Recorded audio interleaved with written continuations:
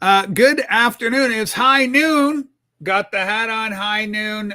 We love our Wild West adventures. Boy, I tell you, this guy here, he knows all about ghost towns in, out, and around the great North America, this continent of ours, up in Canada, British Columbia, Alberta, and down in the United States. Been to Tombstone, Arizona, a number of times. Boot Hill. I think he's going to get buried out in Boot Hill when he's all said and done, when he shuffles off this mortal coil.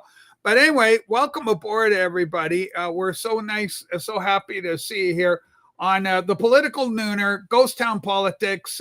It's kind of like that around here. We're not a big crowd. We get about 100 views on these videos, Blake, but we sure have a lot of fun covering the stories, looking at what's going on out there. And welcome everybody from the X platform. I do double tag. So we do get some viewers there that aren't transferring to the YouTube numbers. So I got a few more than what's going on. Big story. We've got Letitia James indicted. We got James Comey indicted. Now we got John Bolton, Mr. Global War Hawk, a veteran of many administrations, a Bush guy, hates Trump on 18 counts. It seems good on the surface, but there are some problems. Let's take a look at some of the problems here. One of the problems, I'll open this up. And folks, I am on Sue's laptop right now. I'm in the process of buying a brand new computer. It's big. I've got a 32-inch screen coming, Blake. I'm really excited about it. I got a brand new camera that's not being used now, but it's going to be unleashed with the new computer. And it has a lot of guns in it. It's got a big case, and I'll be able to open up, infinitesimal amount of tabs, and the computer will just keep. It's a powerhouse. And I paid for it too. So, it's going to perform. Okay, with that aside, let me see if I can navigate this computer, make it work. Here's our problem, Blake. Here's what I see as a problem. I'll make this go big here, and I'll make it go even bigger so we can see the thing. The Bolton case has been assigned to Obama-appointed activists. This is a problem. He's an activist judge, Theodore Chang. Chang is the same judge who issued a preliminary injunction blocking President Trump and Doge from dismantling U.S. aid. He was overturned on appeal, thank God.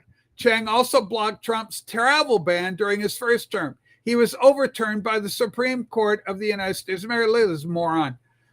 Imagine that, goes Gunther Eagleman. We need to fix things now, assuming it's not too far gone. If you don't impeach the corrupt judges, you cannot fix the country. They will form a cartel and block all reforms, protecting the systematic corruption that put them in their seats. El Salvadorian president, quote there. Not only that, but I guess this guy's wife is a political activist as well on behalf of illegals, illegal immigration. Problem. This court trial for Bolton will be tried in Maryland, the state of Maryland, not necessarily known as a Republican stronghold by any means. And it's not going to be before a jury. It's going to go up before this judge. What is the likelihood? And of course, we got the same problem with Tish James. We also have the same problem with Comey. He's also got an Obama or a Biden or a Clinton judge. Anyway, he's got a leftist judge overseeing his case as well. So for people on our side of the aisle, we have it challenges your faith in the system. Are we going to see justice ever? Or, are we going to have to wait for the second coming of our Lord and Savior, Jesus Christ, to pull us out of the fire? Blake, go ahead. Well, on your last point, ultimately, yes. That's essentially when all justice comes to its full potential will be when he arrives. But I mean, this is a hard one because who appoints the judges over these cases? Is this just like a random draw out of a hat, or does there somebody has the power to point, say, we want you to look after I believe it's random. I believe it's supposed to be random, but some of the shit that goes down, like one of these Obama judges ended up getting like 3 or 4 cases in a row that were critical, and so therefore the strategy on the Trump administration, and it won't work in the case of these indictments, is we keep bumping. We end up going to the Supreme Court, and then we win. Yeah. Trump has won 22 cases in a row up at the Supreme Court level. That's a pretty good Yeah. batting average because he's a constitutional president, and Yeah. these judges batting over, punching above their weight class, weighing in and making judgments on areas that have no jurisdiction over, and of course they get overturned once it goes to Supreme Court. But the fact that we're having to go to the Supreme Court is problematic. Why these activist judges aren't being impeached and removed, better minds than mine.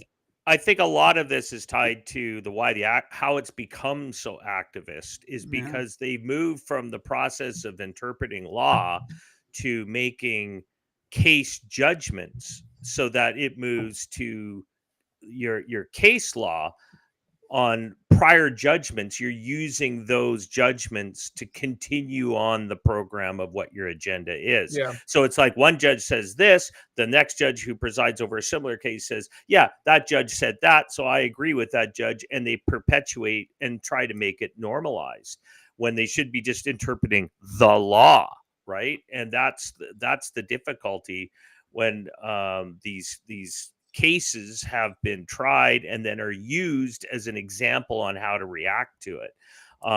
But in this case, I don't know. Bolton was apparently, though we know from the class of elites that run everything, you could call it the establishment on both sides of the Democrat and Republicans, seem to be allied to the same for a long time.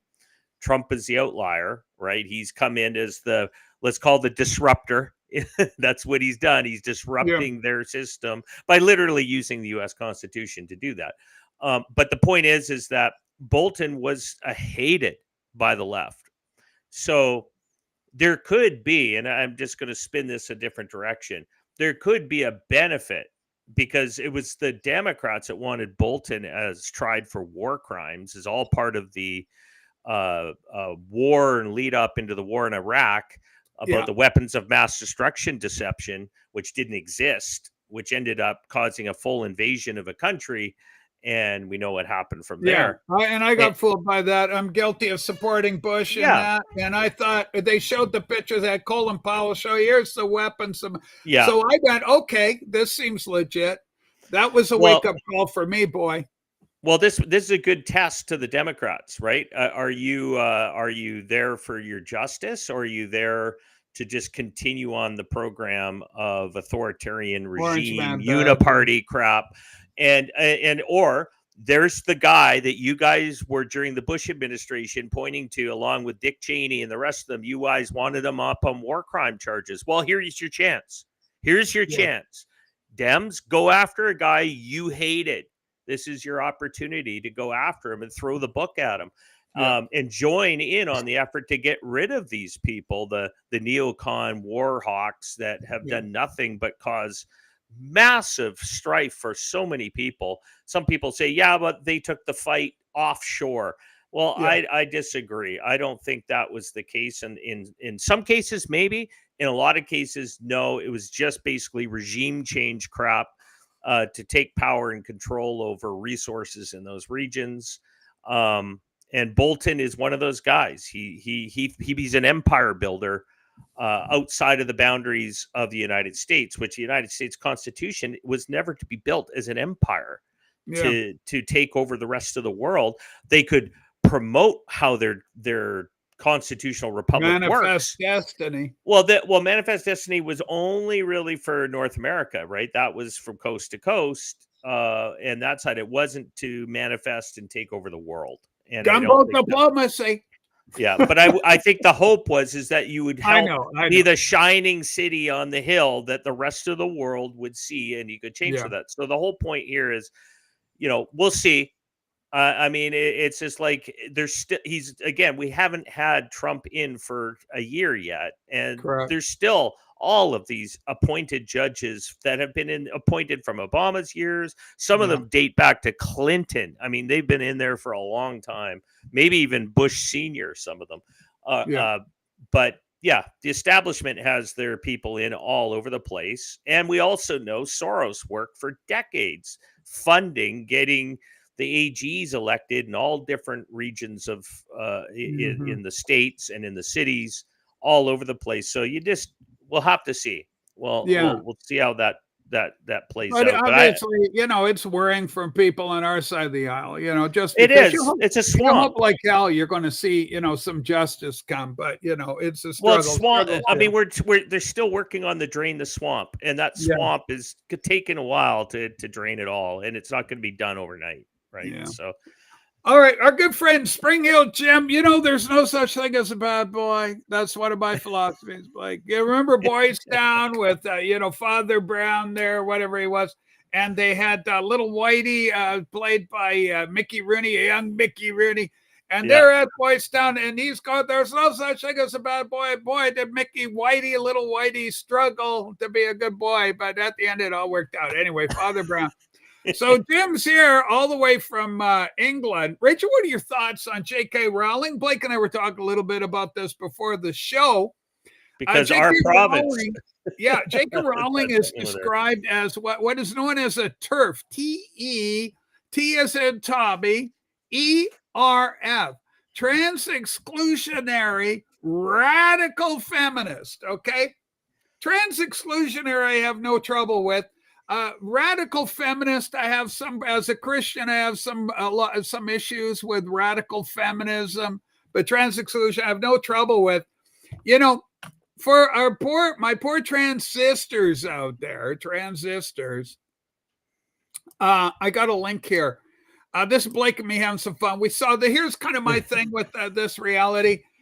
If you see a man, this is Arena, if you see a man, you're a Nazi. Here's a poor little trans person there. So, this is kind of being facetious, going, this is typical of the, the left. If you see a man, you're a Nazi, right? Well, obviously, the issue here is you got a trans person that does not pass, okay? Called passing becomes an issue. So if you see a man, you're a Nazi. I respond with this. Oh, man. And then Blake responds with, I see what you're doing there. Yeah. Okay. Got that. So we're having some fun with that. So, if you really want to join the girls' team and you want to be a lady and whatnot, then passing becomes really important. If you pass, fellow trans people, you're not going to raise any flags. You go into the washroom, you're going to go out for dinner. The server will go, what would you ladies like? Or a contrary-wise, if it's a trans man, they'll go, what would you gentlemen like? Right? What are you fellas having? It's just like that. And you're under the radar. No one will do anything. But if you announce it, if you make it a big deal, then you got problems. Then you're going to have problems. And if you don't pass, you're going to have problems because you're going to stand out. You're not going to make the little girls feel uncomfortable. And if you're a trans person, the last thing you should ever want to do is make a biological female, feel uncomfortable by your presence. So that's something you need to work on. So J.K. Rowling, largely supportive of. Again, radical feminist, not a fan at all. But in terms of her position on trans men and women's sports or trans women competing against biological females, yeah, it's ridiculous. Males have bigger lungs, bigger hearts, bigger musculature, even after years. I've been on estrogen for years. And you got to have something, okay? Nature abhors a vacuum. If you don't have some kind of hormone, you're going to get spinal bifida. You're going to get the calcium. You're going to lack calcium. You're going to get the hunchback look. You see the little old ladies with that condition. So you're going to have problems medically. You could develop heart issue problems as well. So if you want to keep ticking, keep living, you got to have something, right? Yeah. And so that's ultimately my thing. I believe my transgender condition is mental illness. It's a psychological condition. There's nothing biological about it. It's the result of the cumulative impact of a whole bunch of separate items in my life personally that collectively, when you add them all up, created this condition, this psychological, this psychoses. Now, I'm very happy to tell you that I believe it's largely been dealt with. And, I'm post operative, so I had surgery because my integrity said if you're going to go join the girls' team, you better do everything in your power to facilitate that end. So I don't have, the twig and berries anymore, that kind of thing. I've taken all the necessary medical procedures. But at the end of the day, I don't believe that I'm female in any way, shape, or form. I think I'm a person with that has a history of mental illness in this area. But it doesn't mean I'm going to go out and shoot up an evangelical or anything like that. I don't believe in doing that. I am a Christian, self-described, and love your neighbor as yourself. Love the Lord thy God with all your heart, mind, soul, and your strength. And secondly, and maybe even firstly, confess your sin before God and then go on from there. But I don't advocate transsexual procedure. I'm certainly against it for children. So, no, I'm not an advocate. I'm against the idea of marketing and branding and rainbow sidewalks. I was in Victoria just a couple of days ago, and they have the rainbow sidewalks out there and all that. And I just think it's useless. I don't, as a trans person, I don't feel, oh boy, there's a little sticker on the, on Sport Check, the little store I'm going into that says, everyone welcome here of all genders and this kind of thing. Yeah. So that's my long-winded self-proclamation about my own condition and about J.K. Rowling. So largely in support of her. Keira Knightley has just come out supporting J.K. Rowling. It was announced to her, hey, have you heard about J.K. Rowling getting canceled on this? And Knightley kind of giggled at the whole thing, thinking, look, we live in crazy times and let's try and get along as best we can. And she's in the process of being canceled herself right now. The gorgeous, lovely, real girl, by the way. And of course, on my radio YouTube program, that's music related. I often, if we have a girl or a female come on panel, I go, oh, now we got a real girl coming up. That's the way you got to be. You got to hold it loosely. I certainly don't demand that culture change itself, my society, my culture change itself to accommodate me. I'm the one. If you want to join the girls' team, Rachel, you're the one that's got to change to accommodate that gender role in our society. Yeah. You get along a lot better. We got 6 viewers. This new record. Well, we got 7. Your math is off. You're in the remedial math class there, Herc, but okay. Also, we end up, it's not so much, we're here at the 12 noon hour, Herc. We end up getting about 100 views on each video we do pretty consistently. So that's 100 people that enjoy it. And we do have our regular crowd. And so we're a little bit on X too. There's some X people watching as well. Yeah, we do. We're thankful to our friends on that.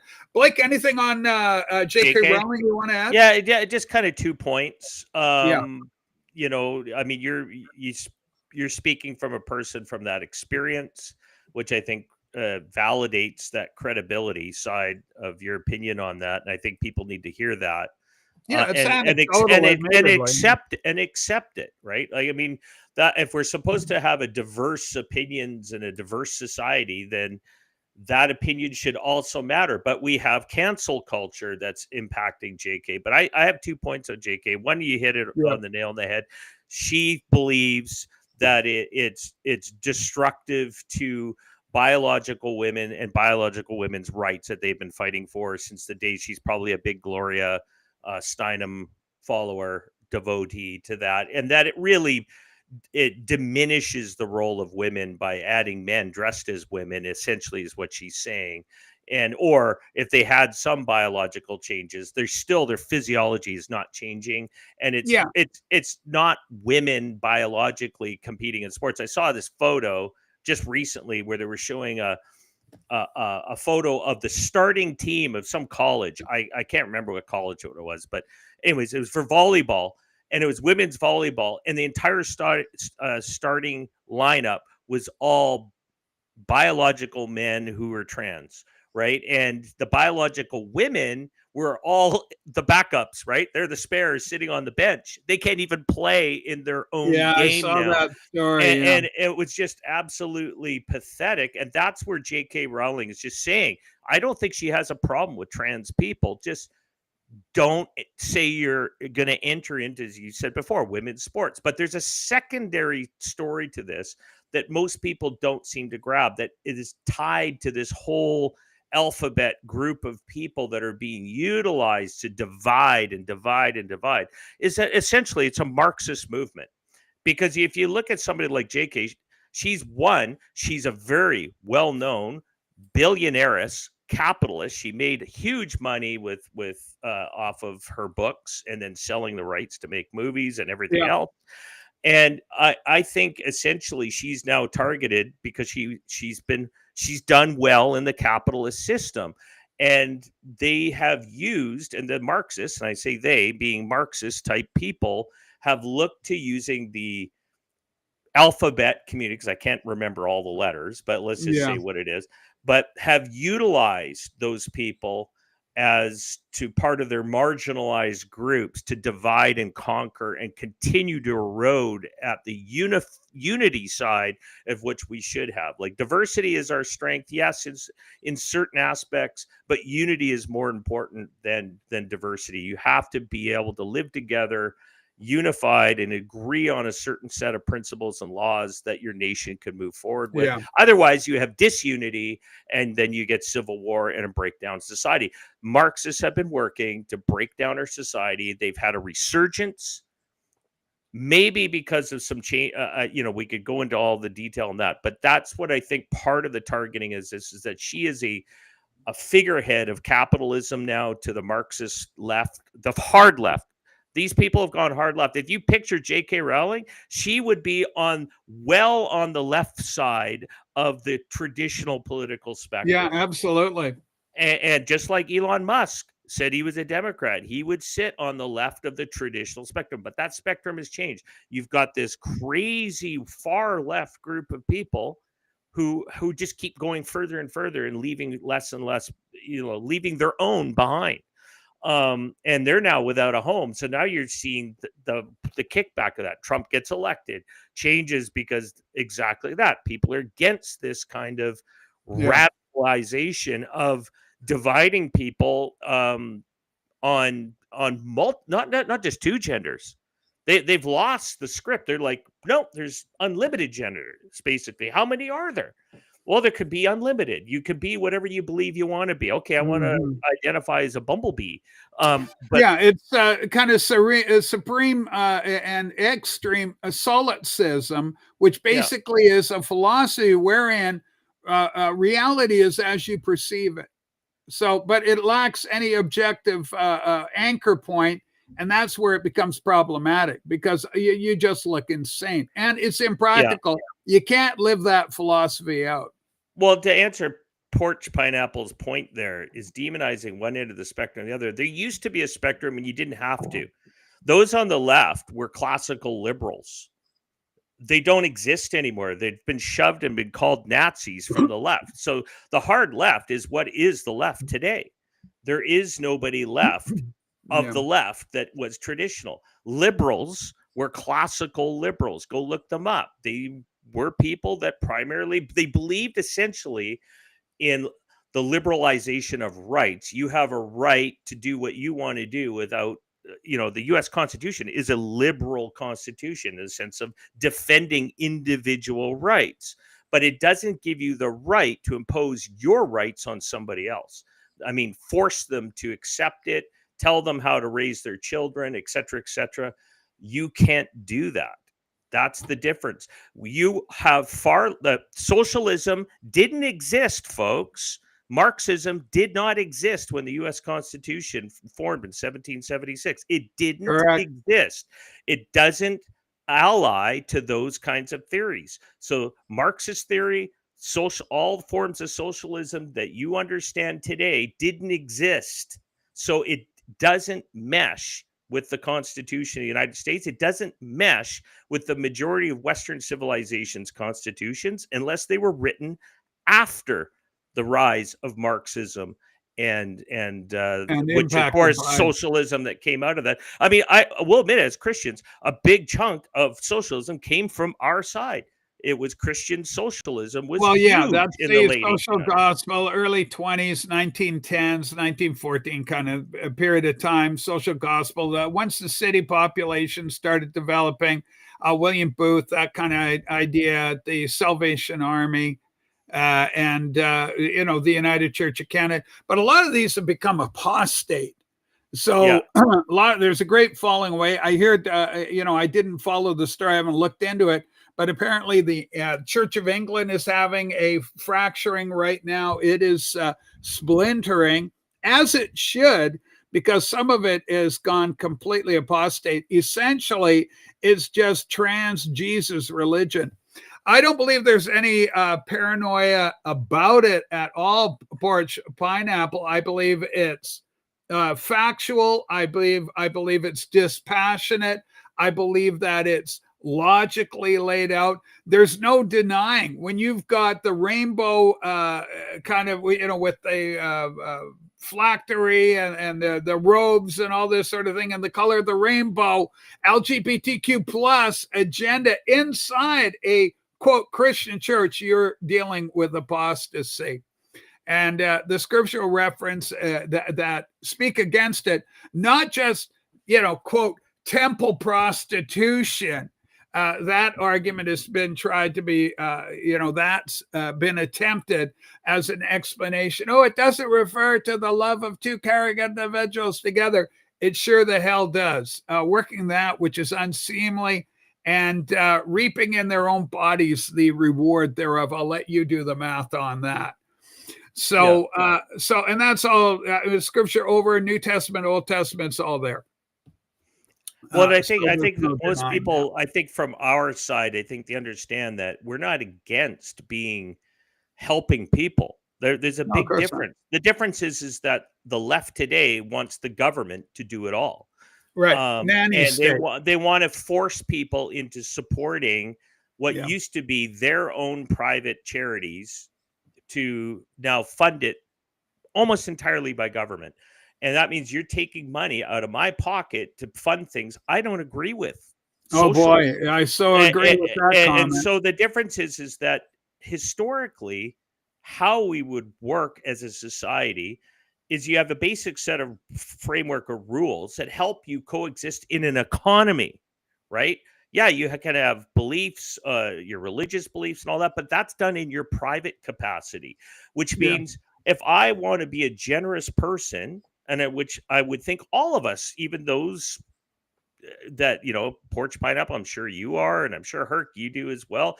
All you guys, all of us want to donate or support things on our own volition, voluntarily, not by enforcement. That's the difference. And I think that's what makes us different from the left today. The left wants enforced redistribution of wealth based on the principles they want. They are become like the new priesthood. They demand allegiance to it. Otherwise, this is where the whole cancel culture came in. This is what they do.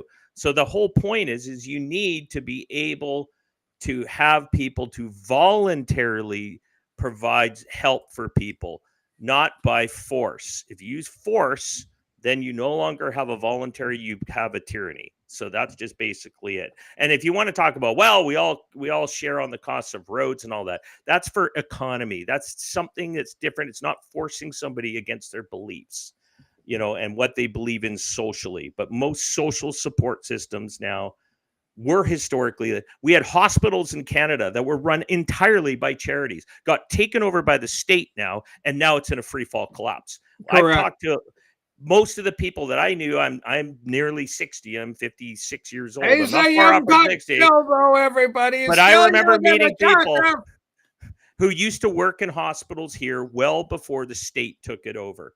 And essentially, they said that everybody got health care. That was a myth that people were going bankrupt. It was a lie that the state and their socialist supporters thought that the state should cover it all. Of course, the CCF was started by Christians. That became these guys behind me, the NDP. And it was run by a Baptist minister.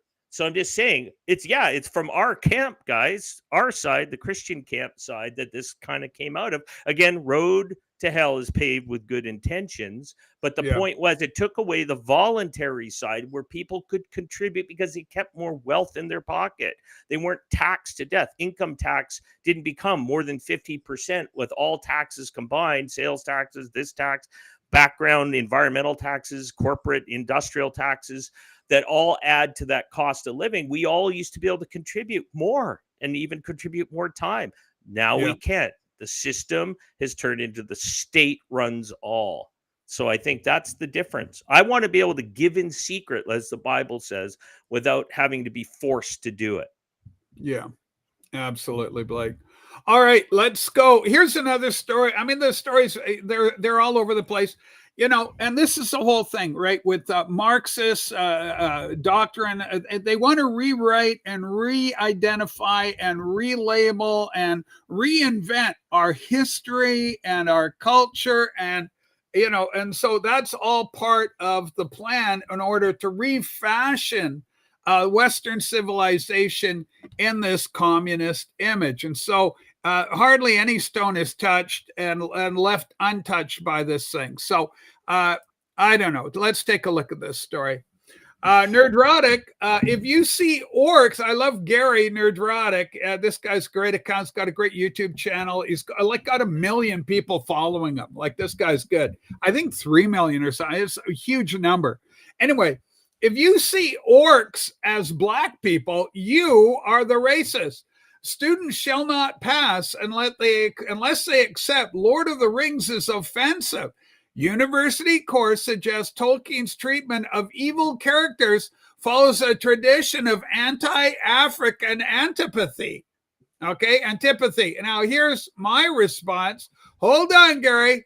Don't forget the famous cotton picking scene where the gates of Mordor are stormed and there's an orc. He's picking cotton out there. It's a horrible incident. So perhaps there is something to this story, that there is some sort of symbolism in a derogatory fashion being used. Boulder Dash, I say. Well, it's happening. It's happening now. Great game, by the way. So they're trying to, the thought is that, the left is desperate to rewrite the Lord of the Rings because it's too Catholic, it's too God-centric, ultimately good versus evil, and that they actually, in their inverted world, other than, I saw a comment today, somebody said, oh, I want to thank the trans woman that reported my ex account all over the place.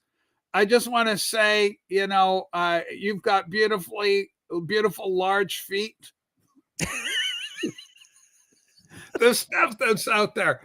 But Lord of the Rings, the reinventioning, the reimagining of all this comes into the culture war. Let's make Thor a woman. Let's do this. Let's do the rest of it, right? Lord of the Rings is too homoerotic.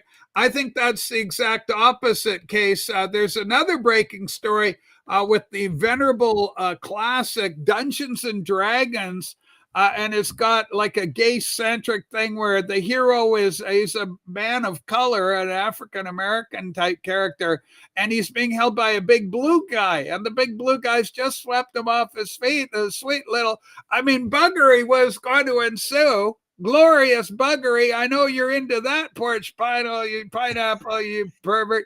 But anyway, Blake, so what do you think about all this? Yeah. Well, we've been watching Hollywood erode all of these masterpieces from before. The woke logic or the woke mind virus coming in to rewrite historical books, changing the outlook, even historical movies based on historical facts, right? They'll change out, all of a sudden it's all people of color that are playing kings and queens of England. You can't change history. That would be like saying, well, do you want a bunch of people from Northern European descent playing the parts of Zulu warriors? That would be, how could you do that? This is just ridiculous how it's getting so overly sensitive. But yeah, I mean, the Lord of the Rings has a deep connection to a lot of Christians because there's a Christian viewpoint built into it, Yeah, and that is from Tolkien, right? I yeah, mean, he was a Christian in his belief structure, but he also came out of the era of the Industrial Revolution. So, yeah, I mean, and World War One, and the destruction of the Huns, as they would call them back, and then the yeah, war against in Europe. I mean, Mordor was a reflection of the evil in the world, and of course, we look at it from a Christian yeah. worldview Symbolic. lens. It's still it's like the Antichrist is taking power over the earth, and it's not supposed to be based on somebody's color, but it was written with a England being Middle Earth, or Europe being a Middle Earth kind of look. So, anyways, Ports, you we're can't. totally happy. Blake and I are the happiest kids on the block. We just love it. With this, that we're just observing what's out there, man. Yeah, It is what it is. Okay, let's take a look. John Del Aras. Now, this guy's got his own show on YouTube with comic books and all this sort of thing, right? I became #1 best-selling author by standing for Christian values, pop culture, gaming, sci-fi. The official Dungeons and Dragons account is posting homosexual imagery and promoting a pride collection to give it a trans lifeline. Dungeons and Dragons, let's make the thing big. Can I make it any bigger? Holy smokes, this is tiny business. Look at that tiny little thing. They're afraid to make it bigger, I guess. But anyway, in this realm, your stories is yours to tell. There's a little guy in the middle. I do apologize for his sizes. I'll find a bigger one out there. can you click There's on got to it? be a, Will it open to a bigger yeah, there's picture? got to be a, I did open it and it just went to that. But let's see if they, can anybody make this bigger? I think they're ashamed of how small they made their gay Can you little do a thing. control scroll Okay, larger? there you go. This one, There it is. somebody's got it bigger. Holy smokes, there you go. So okay, now we got to go full screen because it's still very tiny. But Yeah. come on, folks. What are we looking at here? Here we go. Look at this. Holy fuck, this guy's getting it tonight. This boy's gonna take him home. Happy little one-eyed bubble over here. Look at now. I think he might be gay. Well, we're gonna have our own little rug eating contest when we get home, Marcia. But holy smokes, it is just insane out there. Dungeons and Dragons, again, the rebrand. Doctor Who tried the same thing, failed magnanimously, incredibly so. Doctor Who, they had the gay doctor of color, and the companion was some sort of trans lesbian or something. It was just nonsense. Absolutely crazy. Holy smokes. Blake, take it on. Yeah. No, I'll leave that one there. You're You hit gonna it just all. leave it, let it lie and rot, let it rot, as the Beatles said. Anyway, Dungeons and Dragons. This is the whole point, though. All these cultural artifacts are being reimagined in order to facilitate a communist vision, right? Yeah, propaganda. Yeah, here's our friend. Speaking of Canada, how's Canada making out? We've got Tamara Litch and Chris Barber. They're under house arrest for the next year. So Tamara went and did the math on it. This is for a mischief crime. Okay, their sentence was for mischief. See if this is big enough. Chris goes all for standing against government overreach. Tamara goes, I did the math this morning between the pandemic, our bail conditions, and now our sentence. Chris and I have been in lockdown in one form or the other for a total of 7 years. By the time we complete our sentences, and of course, they're in kind of lockdown, or they've got They're basically doing a house arrest for. Well, they've been imprisoned to their homes. Yeah, they've been elite now. Yeah, it's like 2 more years of house arrest, something like that. It's ridiculous. It's over. It's heavy-handed. These are political prisoners, and they're created that way by a despotic, corrupt government, tyrannical to its nth degree, and a government that I am happy and proud to say is bound to fall. None of these regimes throughout history, not a single one has ever survived. They all collapse under their own corrupt hubris eventually. And on that note, let's segue, Blake, nicely on this topic. to the fall of Canada are economic. We just had the International Monetary Fund bankers come out and give Canada the green light on further borrowing. The economy's great, Canada. Forge ahead. You're doing great. Borrow, borrow, borrow. You're in a good position to do it. Now's the time. Well, this is exactly what, coincidentally, Mark Carney, Prime Minister of Canada, is doing, running a deficit economy to the tunes of billions of dollars. Blake, take it away. Tell us billions about of what's the dollars problem. a month. Yeah, what do you think about all that? And tell us about gold. That's all wrapped in here, and just have fun with that.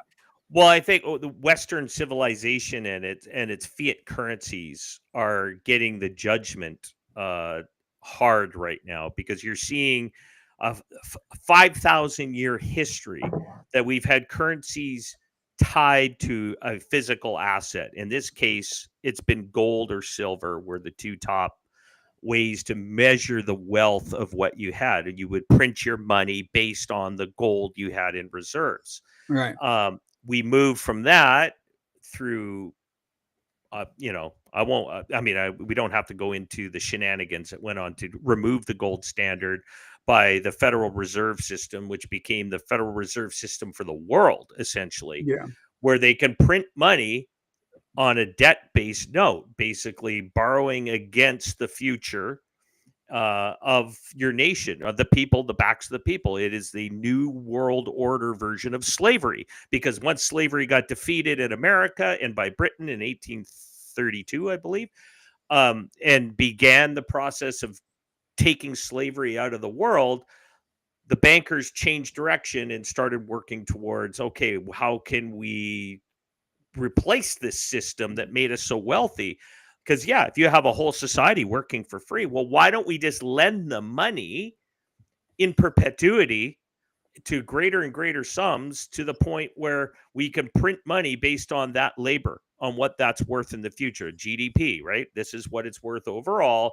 Let's print, keep printing money. Well, we're now well over 100 years into this experiment of printing money. We've seen the disastrous results of it historically. The Weimar Republic comes into an example where people were taking literally, bucket loads of wheelbarrows full of paper money to go buy a loaf of bread.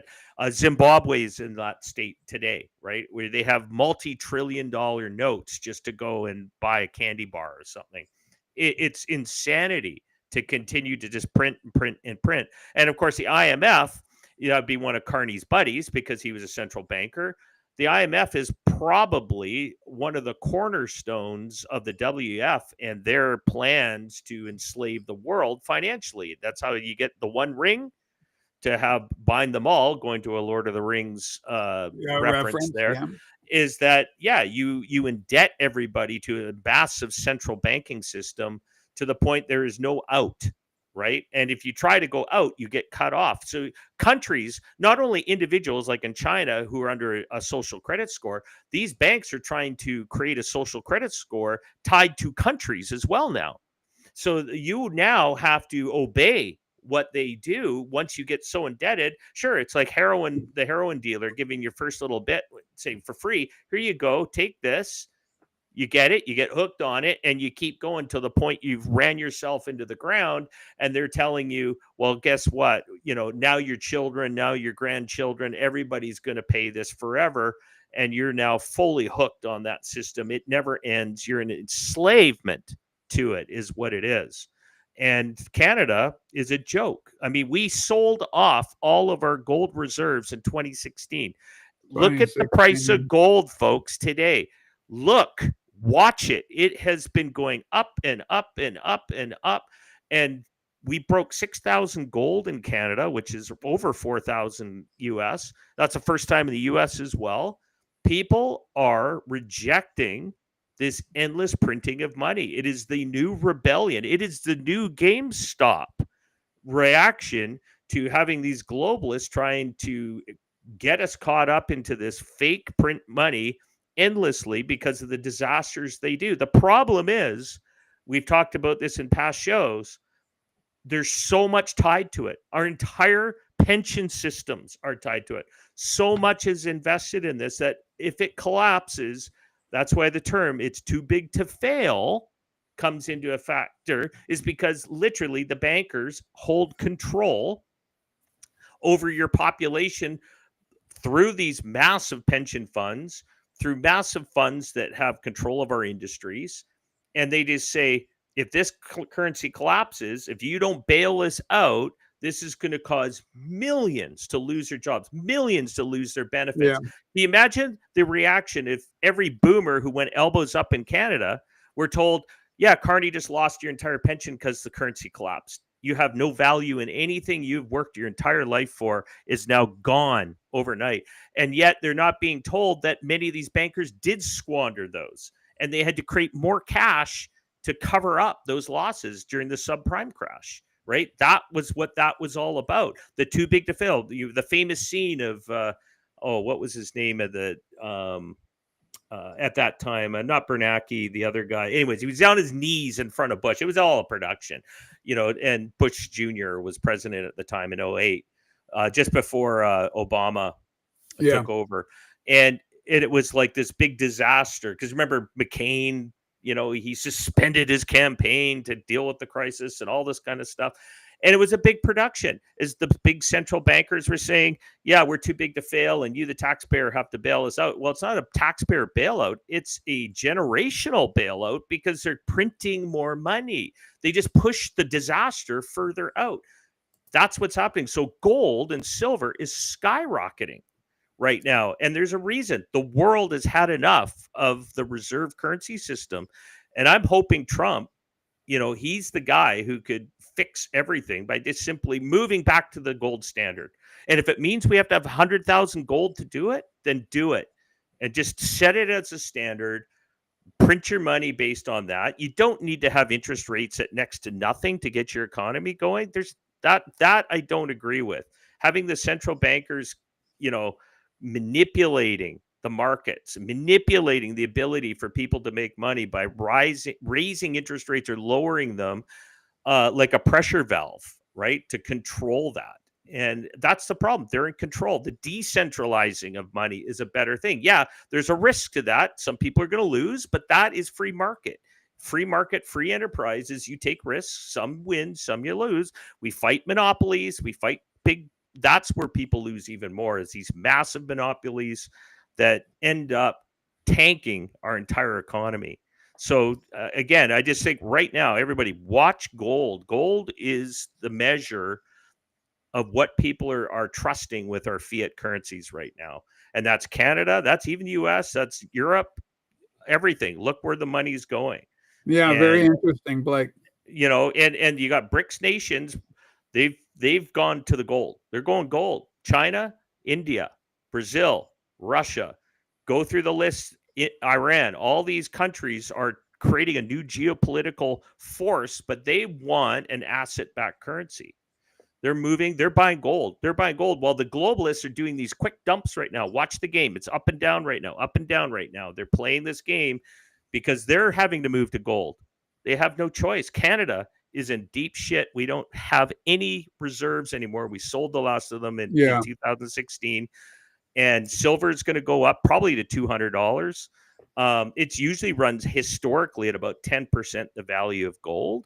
And that's where our countries used to build our societies. Was a measure of wealth was on the weight of your precious metals.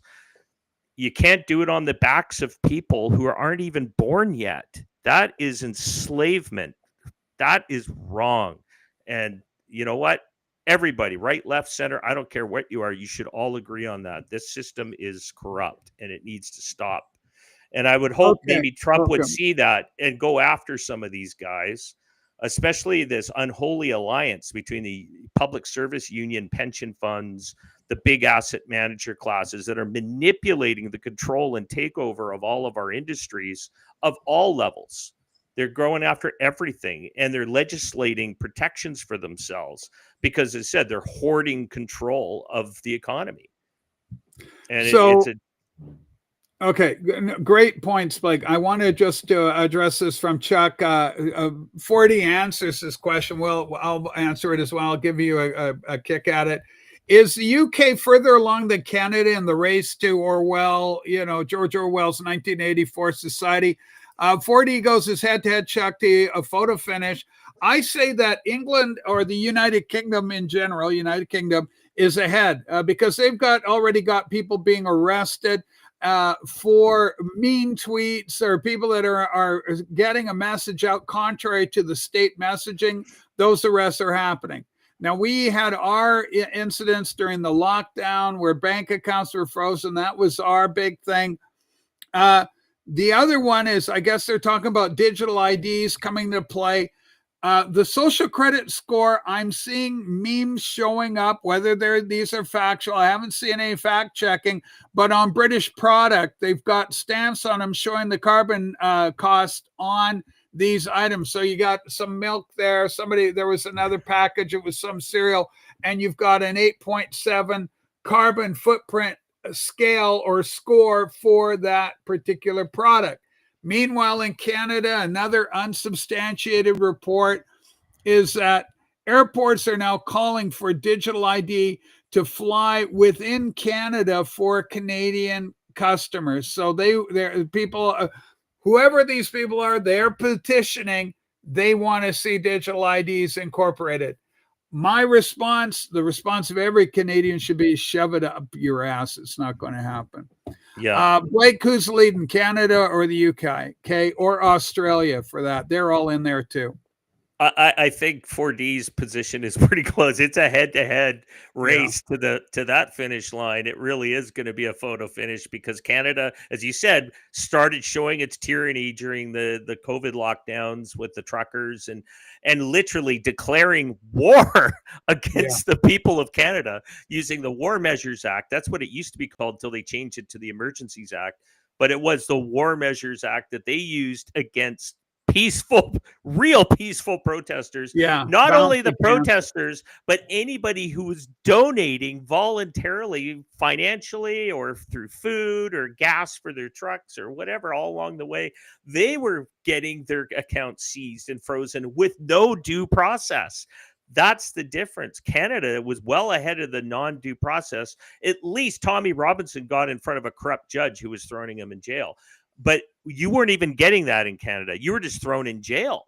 And that was it. You could get arrested and thrown in jail. But then UK went extreme and said, well, you're putting mean tweets. We're going to put you in jail for putting mean tweets or harassment at the very, I would say, at the lightest side of it. But Canada's Bill C8 and C9 that's on the table right now will put that to shame. We will pass the UK with that. That means not only can you be digitally erased by the minister in charge currently, which would be Melanie Jolie, she could just say, we don't like this person because they're saying mean things about our government, and we're going to strip them of all of their connections, your internet, your cell phone, everything. So Elon, please tell them to go F themselves, just like you told Disney, and tell Canada we will not defend that position. We'll get Starlink to every Canadian who wants to be free, and we will not disconnect them. But the bottom line is they're going to give power to the government to, one, open your mail without warrant. They're basically going to be able to remove this is the beauty of how horrible this is that it is terrible what they're planning, in the sense that they could strip you all this without due process. And then in Bill C9 to go further, if you complain about it to somebody or publicize it, like try and go to a media outlet saying, I'm mad about this, and you go and embarrass the government, you can be charged and fined and thrown in jail for almost a life level sentence. I mean, for just saying, this has happened to me. So they can arbitrarily take that away from you without due process and then criminalize you for talking about it. Yeah, correct. That's brutal. It gets worse. Here's our current prime minister being interviewed. This is about Netanyahu, the Israel's prime minister, president Israel, whatever, prime minister, I think, whatever. Here we go. And you're going to have to keep up the pressure on the Israeli government. Justin Trudeau said that Canada would honor the International Criminal Court arrest warrants, i.e. Benjamin Netanyahu would be arrested if he came to Canada. Does that stand under your leadership? Yes. You'd be prepared to do that? Yes. Are we also in a climate crisis? We are in a climate crisis, okay. Yeah. That's the last time we spoke was at the Glasgow Climate Conference. All right. So, climate crisis out of one cheek, and then out of the other side of his mouth, to go, oh, yeah, if Netanyahu were to show up in Canada, we'd arrest him. Canada is an absolute joke. What do you think Trump's response will be when somebody plays that little clip with little Marco? He's going to come in. He'll play that clip for a Trumpy bear. What kind of response do you think the Americans are going to have to this moron? This frickin' moron Carney. So, we definitely arrest Netanyahu if he steps. I would like if they did. I think Netanyahu should just try to fly here now, because you know what? Israel could destroy Canada in a war. I'm just saying, you go do that. Israel is got half or quarter of our population, yet has more firepower, could take over Canada in a heartbeat. So, that would last all of 4 seconds if Trump would step in and stop that. But, this is the same court that also wants Trump charged on war crimes as well. Yeah. And it just shows where the Hague is in its mindset today it's totally fallen. I love this comment from Chuck. If Trump wasn't elected in the U.S., it may be a 3-way race to dystopia. Hopefully, Canada, UK can vote out these World Economic Forum globalist puppets. If the voting system isn't already compromised, let me say this. Canada's great hope is that we're on the border. Why we're ahead of the United Kingdom in kind of retarding the collapse into 1984 tyranny is because America is on our border. Trump, there's no way the United States is going to allow a fully functioning communist, China-controlled piece of shit country to dance on its border. Trump would actually send in troops and just take it over. There's no way it can stand. It would be antithetical. It would be definitely an enemy of the United States in every dimension imaginable. Its violation of human rights would be screaming to the rooftops. And can you imagine the Canadians fleeing out of this country, trying to crawl across the border, getting out of a fascist-controlled state like China in order to find liberty in the home of liberty, the United States of America. So I think America is our great card that we've got helping the Canadian people against the machinations of this despotic Canadian government. Yeah, amen. Yeah, that's pretty much it. That's the hope. But the beauty with the United States is there are 50 states. So if they ever had they elected a Kamala Harris, as you said, a 3-way race to dystopia and control, the American states wouldn't allow it. There's a number of them would just be, they're too powerful at that level. Texas, Florida, I mean, it would be California would even break up. I mean, it's going to be interesting to see that power control change, the electoral system changes, the voting rolls are being corrected, getting rid of dead people, getting rid of fake ID people, getting all that cleaned up. Canada, I think, has no choice. As you said, it's right on the border. Those changes are going to happen. Canada's going to be kicking and screaming, being dragged into the halls of freedom. I mean, that's essentially what's happening. Seems to go that way. Yeah. Here's an interesting one.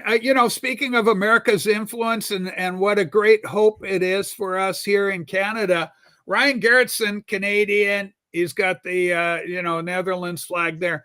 Good news. The UN vote on first ever global tax trade punishing shipping emissions did not pass. They wanted, so if you were shipping some goods, they wanted to tax that, to save the planet, right? Just a money grab.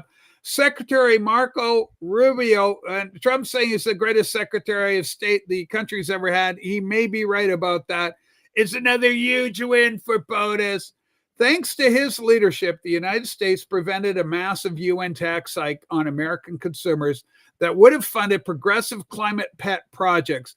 our country will continue to lead the way and put America first. So say no to these useless climate-driven. We just heard, that puppet questionnaire with Carney go, is that a big thing? Is climate change? And he goes, oh yes, we're all in on that. Trump, the exact opposite. We've used the allegory before. One escalator's going up we're going uppermost to the toppermost. Freedom, liberty, prosperity, incredible. The great nation, United States of America. The other one, Canada, taking the downstairs, going to the pits of hell of poverty, dissolution, tyrannical overreach. Unbelievable. The contrast between the two nations could not be more pronounced. All just to try and prop up the failing fiat currencies of the world, the globalist bankers doing that. It all comes down to they try to monetize the air we breathe, to tax us for the indenture that they are holding over the world. I think it's time we shut them down permanently and move away, because that's the way to do it. Trump, I think, is leading the way to do that. And I think that's great that the UN was cut off at the knees, because they were just doing the bidding of the WF, central banking core people. They need to be shut down for good. So, okay, Blake, we've hit that 1 hour mark, which I'm always happy to do with this show. I think it was, about an hour just looking. But, in answer to Porch Pineapple, I'm a very happy person. I've got a lot of joy, which transcends happiness. Happiness based on happenings. Oh, it's happening. Now I'm happy. Oh, it's not happening. Now I'm not happy. Joy unspeakable, full of glory, redeemed by the Lord Jesus Christ, who oversees everything. Nothing is happening. He cares for the sparrow that falls to the ground. He cares much more for us. So glory to God. And thank God. And you're absolutely right about that. I do have my belief in God, in Jesus Christ. I'm so grateful, so thankful. I can't tell you enough, and it's as sincere as the day is long. Blake and I are good friends. We're lifelong friends because that bond we have is stronger than it's a three cord rope cord is not easily broken. It's because we're both people of faith, and we love our Lord, and we're grateful for therefore the grace of God go I. Blake, final word to you. Anything you would like to add? Pretty simple on what you just said. Take joy in your sufferings. That's essentially the crazier the world gets, the happier we get, because it just is just all the signs that we're seeing, the telling of the coming of our Lord. So the more worse you guys go worldwide, the better it is for us. So that's just what happens. Even though we don't like it, but we take joy in the sufferings. Yeah, well, which exactly, rejoice when you're persecuted, reviled. Be happy, rejoice. Read Watchman Nee's Time in Jail. There's some good. Watchman Nee's our guy. All right, everybody, thanks so much. Give us a thumbs up on the program. Share the video if you will, and subscribe and all that good stuff. And we'll see you on Tuesday. We'll be back again, and I'm still going to be on my small little computer screen. Tuesday, I got a new computer on the way, but I think it's a week today. It's kind of due to arrive. Maybe it'll be sooner. Who knows? Maybe later. God knows with these things. Take care, everybody. God bless you all. Thanks for being a constant support to this channel. Chuck, Kimba, Wolfie, and even Porch Pineapple and Herc and all the rest of the characters.